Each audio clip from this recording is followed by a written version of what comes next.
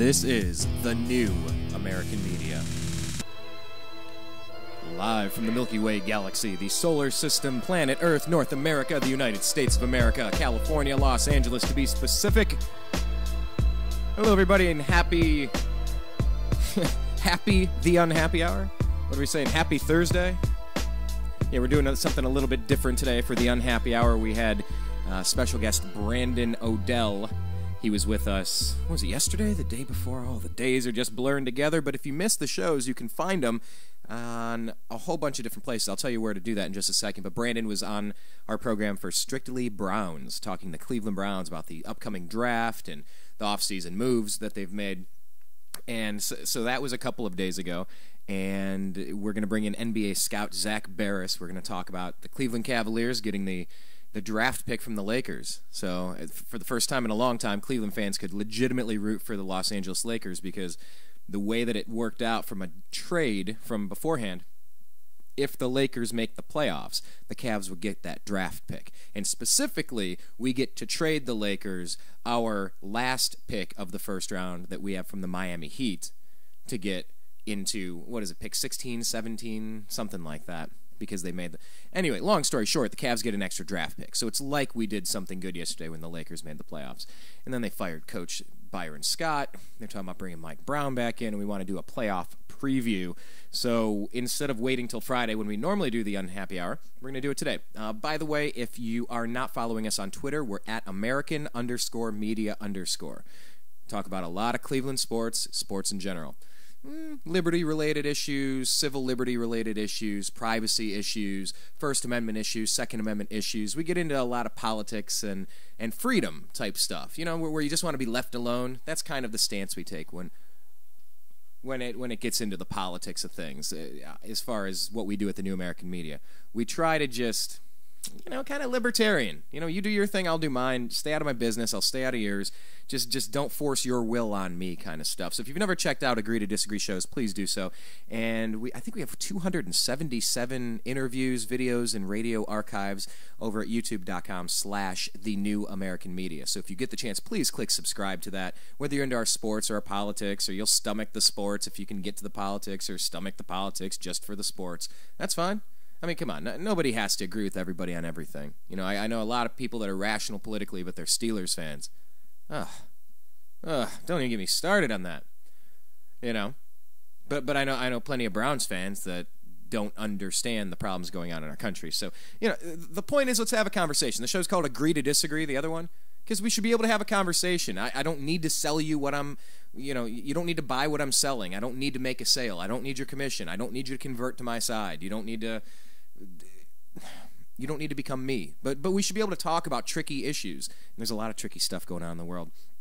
So part of what we do to offset what we do at the unhappy hour, what we do to offset at Agree to Disagree is we run a show called The Unhappy Hour. And we're coming up on our 2-year anniversary. I'm not sure we necessarily have an exact date, so I'm thinking maybe we should just have a celebration planned for the NFL draft day and just say every NFL draft that marks an anniversary. So 2 years ago, we started this here at thenewamericanmedia.com.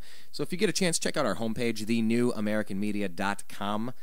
And do us a favor, search The New American Media on Facebook and like our page, because we like it when you do that. So without any further ado, we are going to bring in lifelong Cleveland sports fan and NBA scout Zak Baris to the program, talk some NBA.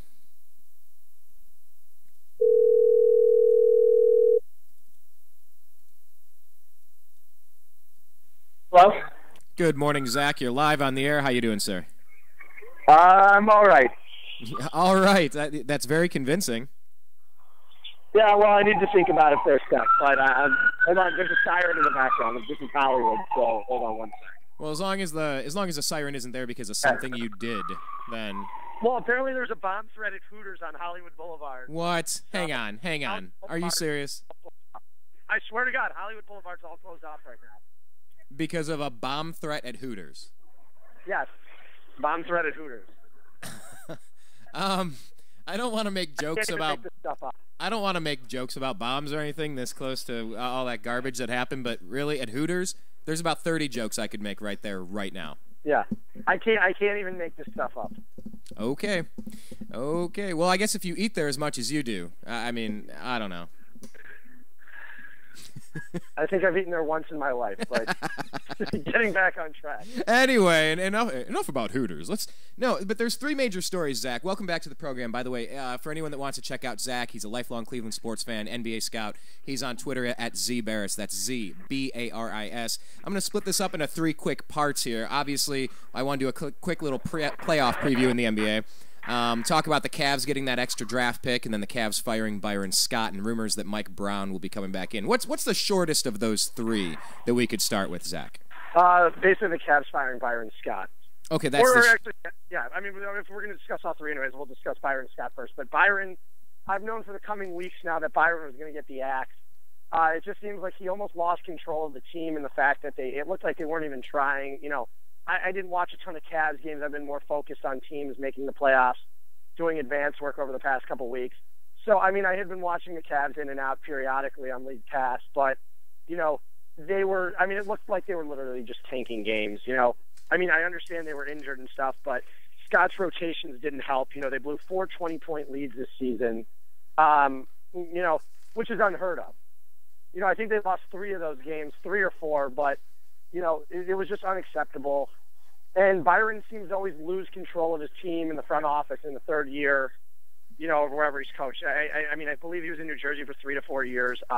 He was in New Orleans for a few years. You know, he's one of those guys, he's a great coach to help bring up young players, but he's not the coach to get you to the next level. And, you know, I think I honestly, I was never impressed with him.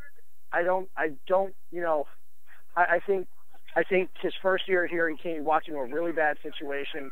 Ultimately think he was going to be coaching a championship team, but he didn't. So, you know, he never really had it that easy here. He came in thinking he was going to be coaching LeBron James. You know, instead he wound up coaching. Well, hold on. I don't think he knew that he was – I didn't think that he thought he was going to be coaching LeBron James. He came in with the impression that he was going to be coaching LeBron. When I say that – Well, Tom Izzo didn't have that impression. I mean, everybody knew he was gone if he didn't resign already. Well, no, not necessarily. Byron Scott thought that he was walking in there with LeBron James walking through that door. But, you know, and it's too bad for Byron, but – you know, he'll wind up landing on his feet somewhere else. You know, something tells me he'll probably wind up being the coach of the Lakers in a year. Oh, Lord. Okay, so is that going to be a swap? Because that's a big rumor that they want Mike Brown back. I doubt Mike Brown will be the next coach of the Cavaliers. It's all the rage right now on PlainDealer.com, and people are just thinking because they said they need a defensive team. I can tell you right now, they're running with a report from Brian Windhorst, who's possibly the most informed beat writer in the country. But Mary Schmidt-Boyer, I'm not insulting her or anything, but look at the Cleveland Plain Dealer from their beat writers over the past couple seasons. They haven't broken any stories. You know, it's honestly, they haven't been breaking anything, so I don't think this is a story I would run with. You know, I mean, definitely they might consider him, but if they're honestly trying to get back LeBron in a year, they're not going to be. Mike Brown will not be the head coach of it. You know, the Cavaliers. Mark my words on that. That thought crossed my mind. I was thinking, you know, if that didn't work out the first time, and you won't stop talking about that you're pretty convinced that LeBron's coming back when he's a free agent. That it's a very strong possibility, at least. From what I heard the other day in NBA circles, this is just from what I heard within the last 48 hours, and this is coming from a source direct. That if the decision were if today was the end of the season and this is when he would be deciding in free agency, LeBron would be a Cleveland Cavalier again. But this is still 18 months in advance. But now you've been saying this for about a year and a half since you've been joining us on our program here at the Unhappy Hour. You've been saying that, and you heard it within the past 48 hours from another source. Within the past 48 hours, yes, I heard it within the past 48 hours. Ugh. And I talked to the person that the person's very credible that I spoke with. Is involved, you know, is definitely involved with the circle and everything, and that's what I can say now is that if the decision were within, you know, today or tomorrow, he would be a Cleveland Cavalier again. Let me ask you this: is there a coach out there that would help lure a LeBron James in 18 months, as opposed to? I mean, Phil's out there, and I've been hearing rumors that Phil wants to coach real bad. I don't think Phil would come back and coach. I think a more realistic like a Pat Riley would be if he goes into a team president type role, team executive VP role, and then he brings in Brian Shaw as his head coach. I think that's a realistic possibility. I don't think it's likely, but it could happen. Brian Shaw is, highly regarded in NBA circles. He will eventually get a head coaching job. He's a former player. And I think that's kind of the role that Phil wants to go into. I don't know if Phil wants to do all the traveling. He's a little bit older, but but players will want to come and play for Phil, just like they did for Pat Riley in Miami. And I think that's one step closer where Phil Jackson did come to the Cavaliers. I'm not saying it's going to happen, but I'm saying that's their number one target at this point, and it should be. Not necessarily as a coach, but to go in a team VP role to work with Chris Grant in the current roster they have and try to add some more pieces.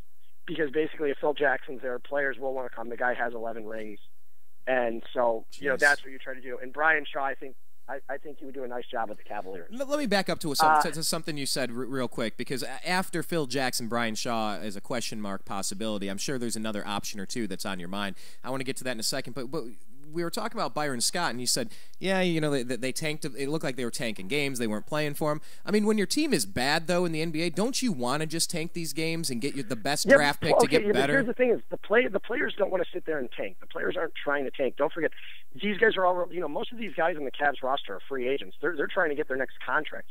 Guys like Omri Caspi aren't sitting there going, "Oh man, I really want Otto Porter." They're not saying that, or I want Nerlens Noel to be on the Cavs next year. They're not saying that. That's not how an NBA player thinks. That's not what they're doing. That's not what's going across them. They want to play as well as possible because they're looking for the next contract. I mean, a guy like Boobie Gibson may have played himself out of the NBA, with the way he played this year. He was horrible. What the heck happened with him? What happened with him anyway? Sometimes it just happens. Sometimes it's confidence. Sometimes he just doesn't have the shot set up. It's a combination. It's a combination of numerous, different problems. But, when he was there, he had LeBron being able to dish it. He'd be open in the corner and be able to drain the corner three all the time, or just any three. And that's why he succeeded so well with LeBron. He was able to play on the edge. He didn't really have to handle the ball much, and the Cavaliers don't have that anymore. They lack a point forward, like LeBron. They don't have that. And so the consistency just wasn't there from Gibson. So these guys are still trying, but Byron lost a lot of games with his fourth quarter rotations. I mean when they had, I've watched multiple games where they had a 15, 16-point lead. He pulls Irving for the first 6 minutes of the quarter. The lead dwindles down to 1 or 2, and then he puts Irving back in. Sometimes it's too little, too late. That's why I just play the guy in the fourth quarter. He's a young kid. He can play the fourth quarter. My adjustments, I would have made different adjustments than Byron Scott. And a lot of his rotations were very questionable to me. I didn't understand. So let me jump in there real quick, because you were talking about play the kid in the fourth quarter. It's crunch time. You got to play your best players in the fourth quarter. This is a little sideways, but it seems like every time we talk Cavs, we end up talking Lakers anyway. Do you think that the heavy minutes from Kobe Bryant helped contribute to his injury? Definitely, but I'm not talking about Byron Scott playing Kyrie Irving 48 minutes a game like D'Antoni was doing with Kobe and Dwight and all these guys. You just mean in the fourth quarter they got to be out there. Minutes a game. It's understandable with teams like the Bulls. Luol Deng had to play 45 minutes a game because they were so beat up this year. Rose wasn't healthy. Kirk Heinrich was injured. Rip Hamilton was injured. Points Noah was hurt. Boozer had some minor injuries. Gibson. The whole team, suffered this year. And when Luol Deng wasn't in play, Jimmy Butler stepped up and was putting in 44 minutes a game. It happened. Teams like the Bulls, didn't have a ton of depth because of injuries. They lacked the depth just because of injuries. So these guys had to. The Lakers had a lot of injuries too. But at the same time, you cannot play a 34-year-old 46, 47 minutes a game. Their body isn't going to hold up. It's, they say, the average player's running at least, at least 3 miles a game during a game who plays 30 minutes. Imagine Kobe, who's going down faster, is probably running, at least 5 miles a game. This is on almost a daily basis. It's hard on a 34-year-old leg. It's going to be tough on their body. If this were 25-year-old Kobe Bryant, I would say it's a different story. And it's a different story with LeBron, too, because LeBron's got a bigger frame. He's just a bigger guy than Kobe, so it's different. And plus, LeBron is 6 years younger than Kobe Bryant, so it's not a problem. But, the problem does happen to older players in the NBA. You cannot play a player that long when he's that old. You just physically can't. Their bodies can't handle it. And D'Antonio worked, he worked Amari Stoudemire in the ground. Look at his, he wound up having multiple knee operations because of it. People will tell you in the NBA that, they're not big fans of D'Antoni because he tends to work his players into the ground, for regular season wins. And this is a guy who can never win in the playoffs because he works his players too hard. And they're exhausted by the time they get there. Yes. Okay, then let's get back to someone that might have different, better rotations, as it were. You know, I brought up the possibility of Mike Brown. You're not really feeling that necessarily. You talked about Phil Jackson. You said, well, you know, maybe in the front office, maybe Brian Shaw, you know, down on the court or something. More realistically in a front office role, but you know, you could look at a guy. The Cavaliers might make an attempt to go out and try and get Larry Bird to coach again. You know, Larry Bird did a fantastic job when he coached the Pacers. Now that's an interesting name. Okay, that's an interesting name. He was just burned out, or what? It hasn't popped up yet, but he's one of those guys where if the Cavaliers could get a guy like that, it'd be great. I think they'll interview some former assistants under Mike Brown. I don't know if you'll see Chris Gent get an interview, but you'll see some of the former assistants that were there that, you know, that LeBron liked and that the players were very favorable of. You know, you'll see some of those guys getting interviews. I just don't think, you know, that Mike Brown will be the next coach of the Cavs. It's not a popular move with the fans, you know, and you're basically admitting a mistake that you fired him in the first place. You might as well just kept him for the last 3 years, you know, instead you've been paying his salary, or, you know, for the last few years. I mean, the rumor is that he's moving back to Cleveland anyways, you know, because his family, he wants to be back. That is what I was. His son's going to school at Butler.